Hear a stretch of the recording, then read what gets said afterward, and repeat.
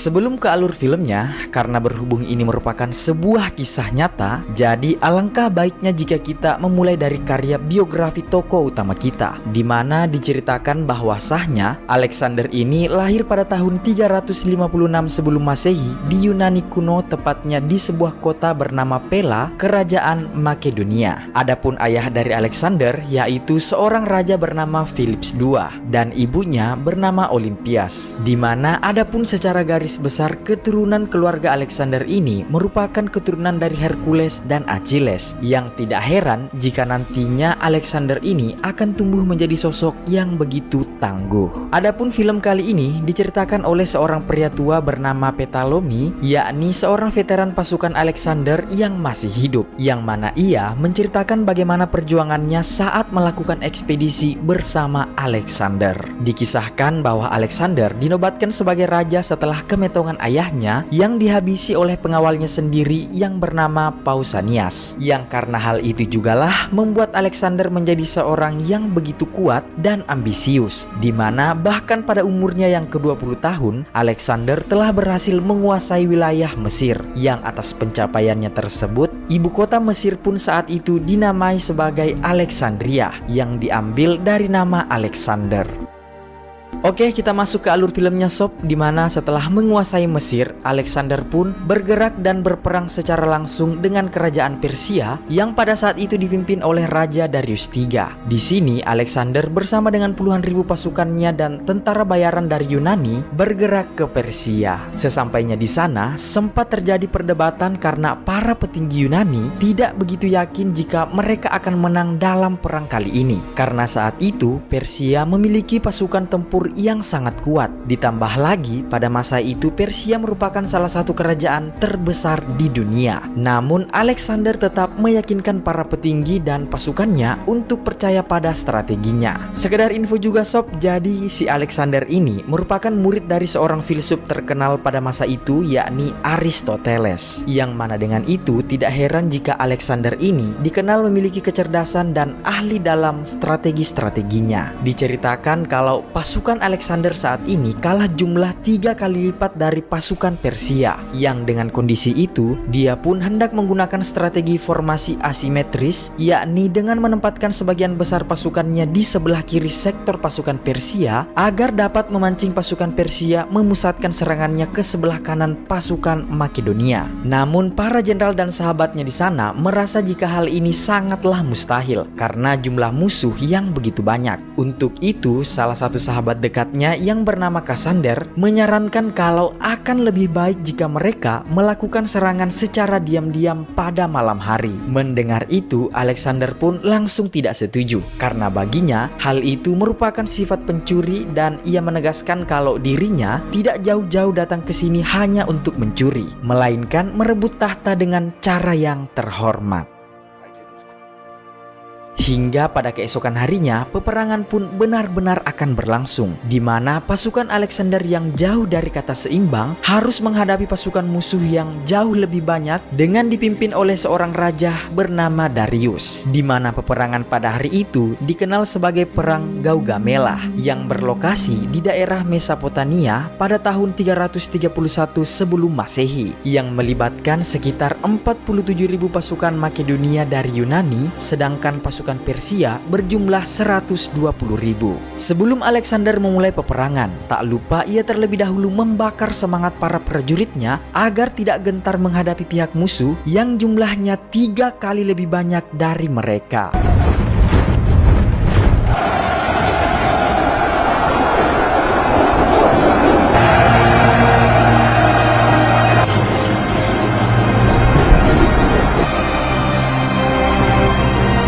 Dengan instruksi langsung dari Alexander, tanpa basa-basi lagi, peperangan hari itu pun tak terelakkan.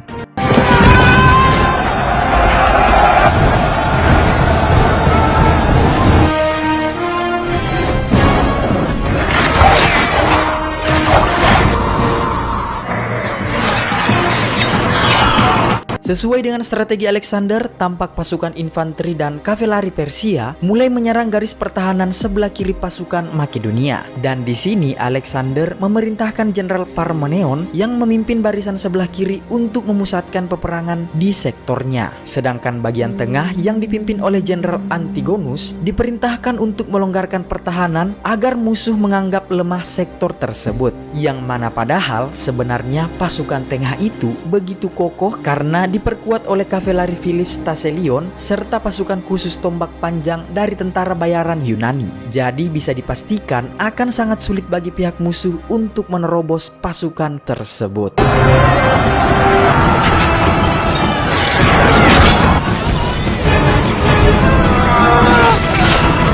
Sementara itu, di sisi kanan atau sektor barat, Alexander bersama dengan kavaleri sekutu dari Paionian bergerak secara mencolok keluar dari barisan kanan, di mana dirinya sengaja terus bergerak menjauh dari sektor kanan untuk memancing pasukan kavaleri musuh agar mengejarnya dan membuat celah di sektor kiri musuh yang sudah terbuka lalu menerobos masuk ke bagian sektor tengah musuh. Karena Alexander mengincar Raja Darius yang saat ini berada di sektor tengah.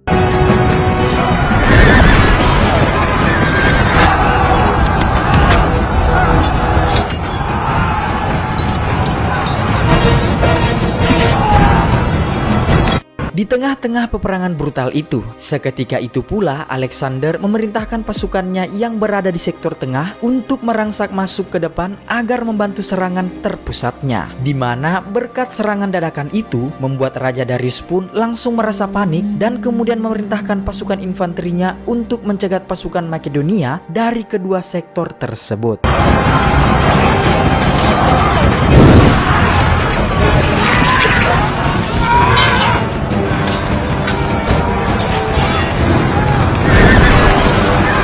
Alexander yang melihat ada kesempatan untuk menyerang pimpinan musuh tanpa membuang waktu, ia pun langsung berinisiatif untuk melakukan serangan dengan melemparkan tombaknya kepada Raja Darius. Yah, meskipun meleset, namun hal itu sangat membuat Raja Darius kena mental hingga ia pun memutuskan untuk menarik mundur semua pasukannya yang tersisa.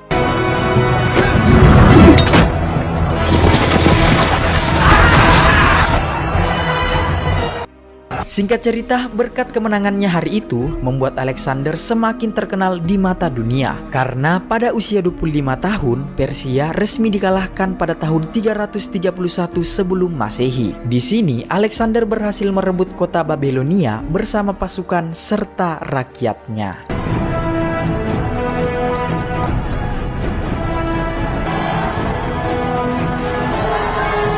Namun kemenangan itu dirasa belum puas karena mengetahui Raja Darius yang masih hidup dan berkeliaran di Persia. Hingga setelah 6 tahun berkuasa di istana Persia, tepatnya pada tahun 327 sebelum Masehi, Alexander pun memutuskan untuk memburu Raja Darius beserta pasukannya yang dikabarkan melarikan diri ke arah timur laut Persia. Untuk itu, Alexander dan pasukannya pun menempuh perjalanan ratusan kilometer ke wilayah Bakria, di mana sesampainya di sana, Alexander harus menerima kenyataan karena telah menemukan Raja Darius yang ternyata sudah dihabisi oleh panglimanya yang memberontak. Merasa tak terima dengan pengkhianatan itu, saat itu pula Alexander berusaha memburu para panglima Raja Darius untuk menghormati kemetongannya. Singkat cerita, karena ambisinya itu pun membawa dirinya ke arah timur. Hingga pada saat Alexander menginjakkan kakinya di tanah Spetaruasia, yaitu di wilayah Skypia, di sini Alexander juga berhasil menaklukkan suku-suku terkuat di wilayah Skypia. Dan bahkan tidak hanya menaklukkan Skypia saja, karena Alexander juga memilih untuk menikahi salah seorang gadis dari anak kepala suku itu yang bernama Roxane untuk menjalin kerjasama atau membentuk sekutu. Befitting a proper marriage. Akan tetapi karena keputusan sepihak dari Alexander membuat ia dan para panglimanya pun terlibat perselisihan karena beberapa pengikut Alexander tidak setuju dengan pernikahan itu. Tetapi Alexander tidak menghiraukannya karena ia menganggap kalau Roxane adalah wanita yang kuat dan pantas melahirkan keturunan darinya. Oke, sebelum lanjut kita flashback sejenak, dimana seperti yang kita ketahui dari awal film tadi bahwa sejak kecil Alexander sudah belajar ilmu filsafat, pengobatan, agama, seni, dan juga logika bersama gurunya Aristoteles, di mana menurut Aristoteles, perasaan cinta kepada wanita hanya akan menimbulkan kecemburuan dan juga menghambat ilmu pengetahuan serta logika mereka untuk meraih masa depan. Tak hanya itu, Aristoteles juga mendoktrin kalau orang-orang Timur dan Asia adalah orang-orang bodoh dan biadab, serta dirinya juga menganggap kalau bangsa Yunani lebih unggul daripada mereka, di mana orang-orang yang dimaksud oleh Aristoteles itu adalah bangsa Persia, Skypia, hingga ujung bangsa India. Dan dari perkataan Aristoteles itulah Alexander ingin membuktikan perkataan gurunya itu dan membuatnya berambisi untuk menaklukkan seluruh dunia. Balik ke masa sekarang, di mana saat ini kita diperlihatkan Alexander yang telah berada di wilayah Bakria atau Afghanistan. Lantas ia pun ingin melanjutkan perjalanannya menuju ke arah timur untuk mencari wilayah penaklukan yang baru. Hingga singkat cerita, sampailah mereka di pegunungan Hindu Kuch, yang mana karena cuaca dingin yang sangat ekstrim membuat Alexander dan para pengikutnya tidak sanggup lagi untuk mendaki gunung itu dan memutuskan untuk kembali ke Persia. Akan tetapi dengan satu syarat, yaitu mereka harus bergerak ke selatan menuju India agar bisa sampai ke ujung daratan. Lalu rencana selanjutnya mereka akan menempuh perjalanan laut menuju Mesir. Mendengar keputusan dari raja mereka, mau tidak mau para pasukannya pun menerima keputusan itu, meskipun mereka akan bersiap untuk pertempuran yang lebih besar. Dikarenakan kerajaan India terkenal sangat kuat dengan kavaleri gajahnya, membuat Alexander harus merencanakan strategi perang nanti dengan cukup matang, karena ini adalah misi terakhirnya untuk bisa menaklukkan dunia, yang mana pada saat itu bangsa Yunani menganggap kalau India merupakan ujung dunia. Di tengah-tengah perjalanan mereka, di saat seperti ini justru banyak pertikaian antar sesama pasukan Alexander, yang mana salah satunya adalah Jenderal Besar Parmeneon yang berkhianat serta melakukan rencana pemetongan kepada Alexander. Karena hal itu, di sini Alexander pun dengan tegas menyaring para pasukannya yang disinyalir memberontak untuk dihukum metong agar tidak ada pengkhianatan ketika mereka berperang dengan India. Singkat cerita, Alexander dan pasukannya pun melanjutkan perjalanan, di mana tampak mereka saat ini melintasi hutan-hutan belantara yang belum pernah mereka lewati seumur hidupnya. Hingga pada akhirnya mereka pun memasuki wilayah hutan perbatasan India, tepatnya di wilayah kerajaan Faurava, yang mana pihak musuh sudah siap menunggu kedatangan pasukan Alexander di sana. Diketahui pada waktu itu Alexander membawa sekitar 110.000 pasukan yang terdiri dari sekutu Persia, Yunani, bahkan sekutu India yang berhasil dibujuk untuk bergabung dengan Alexander. Dan singkat waktu, pertempuran pun dimulai. Tampak dari kejauhan muncullah pasukan India yang dipimpin oleh Raja Puru, dan pertempuran hari itu dikenal sebagai pertempuran Hedosper.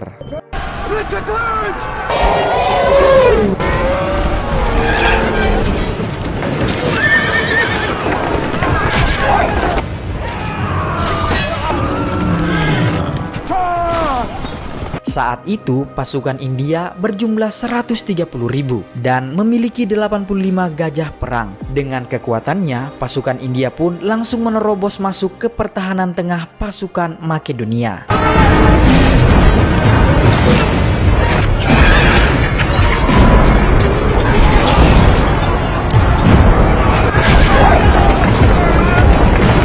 Sementara di sisi lain, Alexander dan beberapa pasukannya menyisir jauh ke sektor kanan untuk mengepung sektor tengah pasukan musuh. Namun formasi kerajaan Kaurava itu benar-benar hebat karena taktik Alexander berhasil dibaca oleh Raja Kuru, yang dengan segera Raja Kuru pun memerintahkan pasukannya untuk menghadang pasukan Alexander dari sektor kanan tanpa terkecuali. Oleh karena itu, di sini Alexander memikirkan bagaimana cara agar bisa lolos dari kepungan musuh yang menggunakan gajah perang untuk menyerang Alexander dan pasukan aliansinya yang semakin terpojok.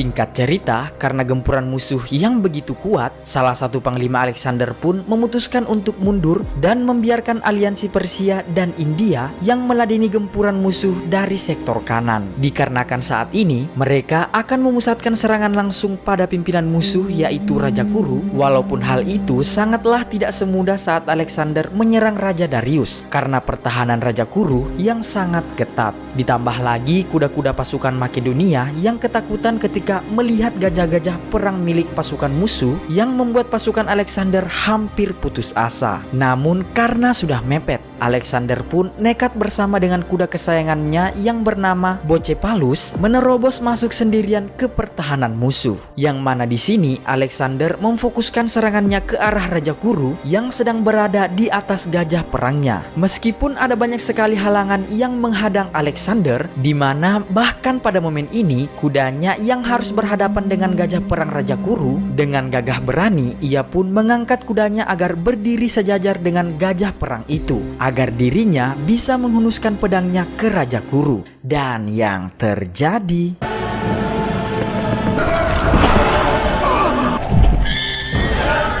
sayangnya dirinya harus menerima serangan panah dan juga kudanya yang harus tepar akibat terkena tombak musuh hingga membuat sang Alexander pun harus jatuh dari kudanya. Dalam kondisi sekaratnya, Alexander pun mulai merasakan kalau ini pasti adalah akhir dari kisah penaklukannya. Namun tanpa diduga, terlihat kudanya yang kembali bangkit melindungi tuannya beserta semangat pasukannya yang kembali membara untuk berusaha melindungi Alexander, raja mereka, dengan cara membuat formasi melingkar. Siapa sangka berkat semangat juang dari pasukan Alexander itu membuat keadaan jadi berbalik, di mana pasukan musuh terlihat begitu kewalahan dan menyebabkan banyak sekali korban jiwa dalam serangan itu. Melihat hal tersebut, Raja Kuru pun lantas memutuskan untuk menarik mundur pasukannya karena pasukan infanterinya sudah mulai melemah dan juga untuk menghindari banyaknya korban jiwa dan gugurnya beberapa gajah perang dari pasukannya. Setelah perang itu berakhir, Alexander yang masih dalam kondisi sekarat tampak segera ditopang dan dilindungi oleh para jenderalnya untuk dibawa ke kamp utara pasukan Makedonia.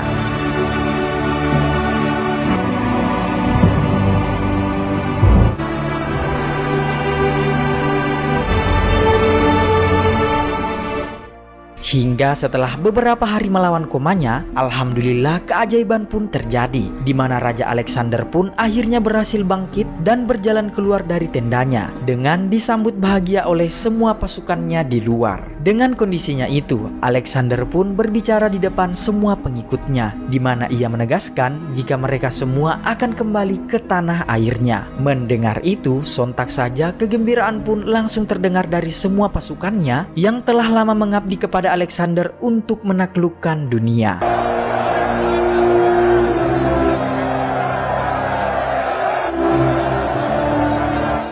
Sebelum berangkat, Alexander memerintahkan untuk membangun sebuah altar dewa Zeus sebagai tanda kalau dirinya dan pasukan Titannya pernah menginjakkan kaki di tanah India yang dianggap sebagai ujung dunia pada saat itu. After 6 years in the Far East, to this day there is no accounting. Singkat cerita, Alexander pun sampai di kerajaannya yang berada di Babelonia, Persia, di mana sesampainya di sana, hal mengejutkan pun terjadi saat ia mendapati sahabat dekatnya yaitu Hephaestion yang meninggoy karena diracuni oleh seseorang. Atas hal itu, sontak saja Alexander pun langsung mendatangi istrinya dan menuduh kalau pasti dialah yang telah meracuni sahabat dekatnya tersebut. Karena ia merasa kalau hanya Roxanne lah yang berani melakukan hal seperti itu kepada sahabatnya, karena iri melihat Hephaestion yang lebih dipercaya oleh Alexander daripada dirinya sendiri yang merupakan istrinya. Setelah terjadi percekcokan di antara mereka, Alexander pun langsung memutuskan hubungan mereka meskipun saat itu Roxanne sedang mengandung bayi dari Alexander. Malam harinya, untuk menghilangkan rasa kegalauannya, Alexander pun mengadakan sebuah pesta dan berniat untuk berangkat ke Mesir sebagai rute terakhir perjalanannya. Akan tetapi di tengah-tengah acara yang berlangsung, secara tak terduga Alexander diracuni oleh seseorang yang tak dikenal.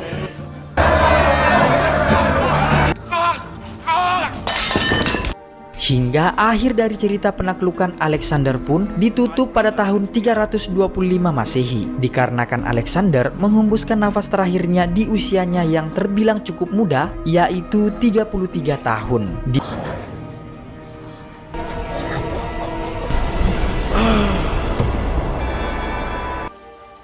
Di mana setelah wafatnya sosok Alexander yang agung, di sini terjadilah pertikaian antara pasukan Makedonia dan pasukan sekutu Yunani yang memperebutkan di mana jasad Alexander the Great akan dimakamkan.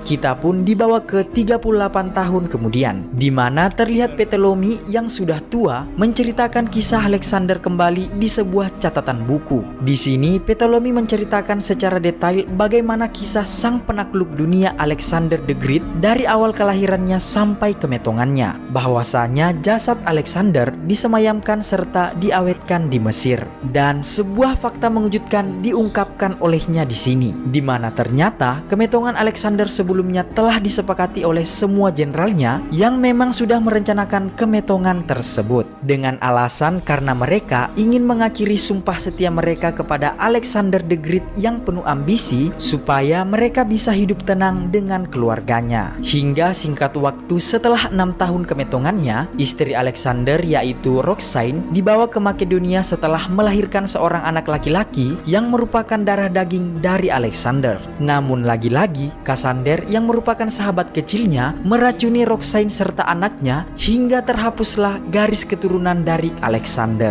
Dan itulah kisah dari Alexander the Great yang sempat diceritakan oleh saksi hidupnya. Walaupun pada akhirnya buku tulisan itu kini telah lenyap saat perpustakaan Alexandria dibakar karena sebuah tragedi. Dan film pun tamat.